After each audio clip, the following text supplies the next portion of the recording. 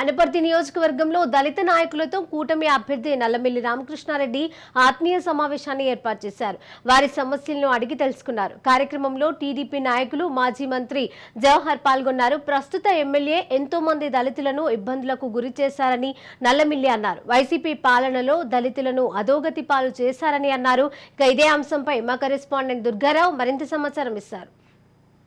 తూర్పుగోదావరి జిల్లా అనపర్తి నియోజకవర్గానికి తెలుగుదేశం పార్టీ మరియు జనసేన బీజేపీ ఉమ్మడి అభ్యర్థి అయిన నల్లమిల్లి రామకృష్ణారెడ్డి గారు ప్రచార పరంలో దూసుకుపోతున్నారని మనం చెప్పొచ్చు. వరుసగా నియోజకవర్గానికి సంబంధించిన దళితులు మరియు మాదిగ సామాజిక వర్గాలతో ఆత్మీయ సమావేశాలు ఏర్పాటు చేసి బీజేపీ పార్టీ అన్ని సామాజిక వర్గాలకి సమానంగా ఉంటుందని చెప్పి తెలియజేస్తున్నారు. దానికి అనుగుణంగానే కొంతమంది చేస్తున్న దుష్ప్రచారాన్ని అయితే తీవ్రంగా ఖండిస్తున్నారు. ప్రస్తుతం మనతో ఇదే అంశంపై మాట్లాడడానికి నల్లమిల్లి రామకృష్ణారెడ్డి గారు ఉన్నారు. ఆయన మరిన్ని వివరాలు తెలుసుకున్నారు. సార్ చెప్పండి సార్, మీరు గత కొంతకాలంగా లౌకికంగా ఉన్నారు. గతంలో ఎమ్మెల్యే చేసినప్పుడు కూడా అన్ని సామాజిక వర్గాలను కలుపుకు వెళ్ళారు. ఇప్పుడు సోషల్ మీడియా వ్యాప్తంగా కొన్ని దుష్ప్రచారం జరుగుతుంది. దళితులపై రేపొద్దున ఇదే జరిగే అవకాశం ఉందని చెప్తున్నారు. దీన్ని ఏ విధంగా చూస్తారు? అవాస్తవాలు ప్రచారం చేయడంలో మా ఎమ్మెల్యే గారు నిష్ణాతుడు. ఆయనకి దురదృష్టం ఏంటంటే పోస్ట్ గ్రాడ్యుయేషన్ చదువుకున్నాడు కానీ విషయ అవగాహన లేని వ్యక్తి. అందువల్ల అటువంటి వ్యక్తి గురించి మాట్లాడడం కూడా సమంజసంగా ఉండదు. ఇవాళ తెలుగుదేశం పార్టీతో 42 సంవత్సరాల అనుబంధం మాది. ఇవాళ అనూహ్యమైన పరిస్థితుల్లో చంద్రబాబు నాయుడు గారి ఆదేశాల మేరకు, బీజేపీ పెద్దల ఆహ్వానం మేరకు, పవన్ కళ్యాణ్ గారి సలహా మేరకు నేను ఇవాళ బీజేపీ అభ్యర్థిగా పోటీ చేస్తా ఉన్నా. ఇవాళ గతంలో 1982 నుంచి 2004 వరకు అనేక సందర్భాల్లో భారతీయ జనతా పార్టీతో తెలుగుదేశం పార్టీ పొత్తు కొనసాగింది.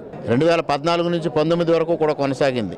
ఎప్పుడైనా మైనారిటీలపైన దాడులు చేయడం కానీ, మైనారిటీ ఆస్తులను ధ్వంసం చేయడం కానీ, ప్రార్థనా మందిరాలపైన దాడులు చేయడం కానీ, ధ్వంసం చేయడం కానీ ఎప్పుడైనా జరిగిందా? వైసీపీ ప్రభుత్వమే అటువంటి దళితులపైన దాడులు కానీ, ఇటువంటి కార్యక్రమాలన్నీ ప్రార్థనా మందిరాలపైన కానీ, ఆలయాలపైన కానీ, విగ్రహాలపైన కానీ దాడులు చేసిన చరిత్ర వైసీపీది. తిరిగి వాళ్ళు ఈ విధమైన దుష్ప్రచారం చేయడం ప్రజలందరూ అర్థం చేసుకున్నారు. ఇవాళ ప్రజలంతా నా వెంటున్నారు. వాళ్ళు ఆమోదించారు. నేను తెలుగుదేశం పార్టీ నుంచి భారతీయ జనతా పార్టీలోకి వచ్చి పోటీ చేయడాన్ని ఇటు తెలుగుదేశం పార్టీ కార్యకర్తలు, జనసేన కార్యకర్తలు, భారతీయ జనతా పార్టీ కార్యకర్తలతో పాటు అనపర్తి నియోజకవర్గం ప్రజలందరూ కూడా ఏకగ్రీవంగా ఆమోదించారు.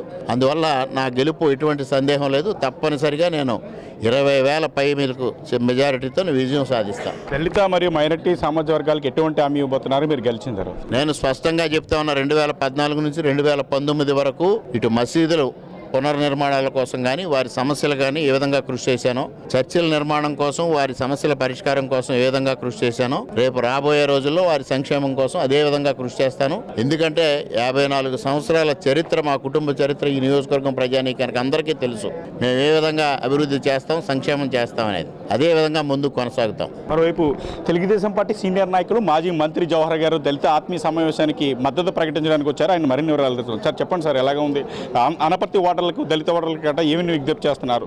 ఏదైతే దళిత సమాజం దాదాపుగా 5 సంవత్సరాల్లో కోల్పోయినటువంటి పథకాలు కానీ, అదేవిధంగా హత్యలు, అవమానాలు, శిరోముండనాలు ఈ 5 ఏళ్లలో జరిగినటువంటి సందర్భంలో కానీ, వీటన్నిటిని కూడా మా ప్రజలకి, ప్రత్యేకంగా దళిత సమాజాన్ని ఎన్లైటన్ చేయడం కోసం ఈ సమావేశం, ఆత్మీయ సమావేశం పెట్టి, ప్రధానంగా ఈ రాష్ట్రంలో జగన్మోహన్ రెడ్డి వచ్చిన తర్వాత అభివృద్ధి, సంక్షేమం కానీ, ప్రత్యేకంగా మాదిగా మాలా రిల్లీ కార్పొరేషన్ ఏర్పాటు చేసిన తర్వాత ఏ ఒక్క వ్యక్తికి కూడా ఆ కార్పొరేషన్ల ద్వారా నిధులు ఇవ్వకపోగా ఏ సంక్షేమం జరగలేదనే విషయం మా వాళ్ళందరికీ కూడా అర్థమైంది. దాంతోపాటుగా చంద్రబాబు నాయుడు గారు ఉన్నప్పుడు మలుపు పథకం కానీ, ముందడుగు పథకం కానీ, అదేవిధంగా భూమి కొనుగోలు పథకం కానీ, లెదర్ ఇండస్ట్రీస్ కార్పొరేషన్ కానీ, డప్పు కొట్టే వాళ్ళకి, చెప్పులు కొట్టే వాళ్ళకి, చర్మకారులకి, వీళ్ళందరికీ పెద్ద ఎత్తున మేలు జరిగింది. ఆ మేలు తిరిగి మా వాళ్ళందరూ గుర్తు చేయటం. అదేవిధంగా జగన్మోహన్ రెడ్డి తల్లి గతంలో బైబిల్ పట్టుకొని వచ్చి, జగన్మోహన్ రెడ్డి క్రైస్తవుడిగా దళిత సమాజంలో ఏ విధంగా ఇన్కార్పొరేట్ అయ్యి ఆ రోజు విజయం సాధించాడో, అది పూర్తిగా అబద్ధపు క్రైస్తవుడిగా ఉన్నటువంటి జగన్మోహన్ రెడ్డి విషయాలన్నీ కూడా మేము మాట్లాడుకున్న సందర్భంలో జగన్మోహన్ రెడ్డి క్రైస్తవ్యాన్ని ఏ విధంగా అపహాస్యం చేశాడు, అదేవిధంగా హిందూ మతాన్ని ఏ విధంగా తోలనాడుతున్నాడు అనేది కూడా చర్చించి, మతం ద్వారా మార్పు జరగదు, మనుషులు చేసేటటువంటి అభివృద్ధి ద్వారా జరుగుద్ది, అనుభవం ద్వారా జరుగుద్ది. ఆ అనుభవం ఉన్నటువంటి నాయకుడు చంద్రబాబు నాయుడు గారిని ఒక సంకల్పం అనేది అందరి నమ్మకం. ఆ నమ్మకాన్ని నిలబెట్టుకునే విధంగా మేమందరం కూడా తెలుగుదేశం పార్టీ బలపరిచినటువంటి రామకృష్ణారెడ్డి గారిని పెద్ద ఎత్తున మంచి మెజారిటీతో గెలిపించాలని ఒక సంకల్పం తీసుకొని ఈరోజు ముందుకు వెళ్తా ఉన్నాం. అదేవిధంగా బీజేపీ అధికారంలో ఉన్నప్పుడు కూడా ఏ రోజు క్రైస్తవులకు కానీ, క్రైస్తవ మైనారిటీలకు కానీ, హిందువులకు కానీ, అదేవిధంగా ఇతర మతస్థులకు ఎవరికి కూడా హాని జరగలేదు. ఏదో వాళ్ళందరూ కూడా చెప్తా ఉన్నారు త్రిపుర సంఘటన తిరుపతి సంఘటన వాస్తవాలు ఎవరన్నా అవతల ఎవరన్నా వస్తే నేను కూడా వెళ్తాను, నిజ నిర్ధారణ చేద్దాం. అక్కడ జరుగుతున్న సంఘటన ప్రపంచానికి తెలియజేస్తాం. ఎందుకంటే వీళ్ళు అబద్ధపు సాక్ష్యాలు చెప్పడానికి. అలాగే గతంలో తెలుగుదేశం పార్టీలో ఉన్నప్పుడు కూడా దళిత కార్యకర్తల మీద వైఎస్ఆర్సీపీ పార్టీకి కేసులు పెడితే వాళ్ళు వెనకాల నుండి విడిపించిన రామకృష్ణారెడ్డి గారి మీద కూడా ఈరోజు కొన్ని ఆరోపణలు అయితే చేస్తున్నారు. దీన్ని ఏ విధంగా చూస్తారు? ఇప్పుడు రామకృష్ణారెడ్డి గారు పనిచేసే కాయలున్న చెట్టుకు రాళ్ళ దెబ్బలు అంటాం. ఆయన కాపురం సంబంధించినటువంటి మైనింగ్ ఆపాడు. ఇక్కడ వాళ్ళు చేసేటటువంటి అడ్డగోలు వ్యవహారాలు ప్రధాన్ని ఎదుర్కొన్న సందర్భంలో ఆయన మీద ఖచ్చితంగా విమర్శలు ఉంటే, విమర్శలు రాకపోతే ఆయన పని చేయనట్టు. ఈరోజు ఆయన పెద్ద ఎత్తున పనిచేస్తా ఉన్న సందర్భం, వాళ్ళని అడ్డుకుంటున్న సందర్భం, ఎదుర్కొంటున్న సందర్భం, యుద్ధం చేస్తా ఉన్నాడు.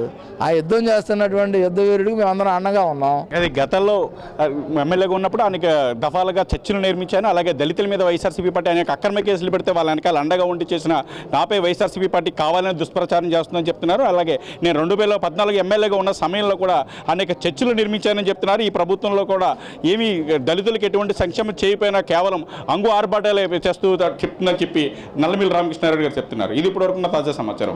వీడి జర్నలిస్ట్ శ్రీన్నతో దుర్గారావు, రాజు, అనపర్తి.